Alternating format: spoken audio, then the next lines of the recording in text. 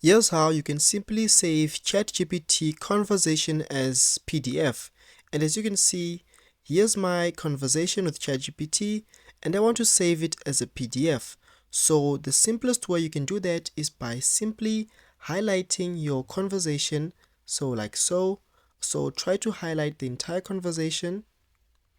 Once you do that, or once you're done highlighting the entire conversation, what you need to do now is that you want to right click.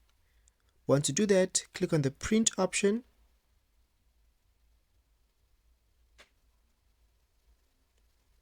and that should basically begin starting, or that should start loading your preview or the preview of the PDF you want to save. And always make sure you select save as PDF option and wait for your PDF to preview.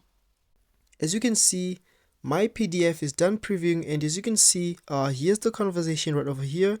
It's in the form of a PDF, and if I click on the save option, that should easily save this ChatGPT conversation as a PDF. And let me just click on the save option.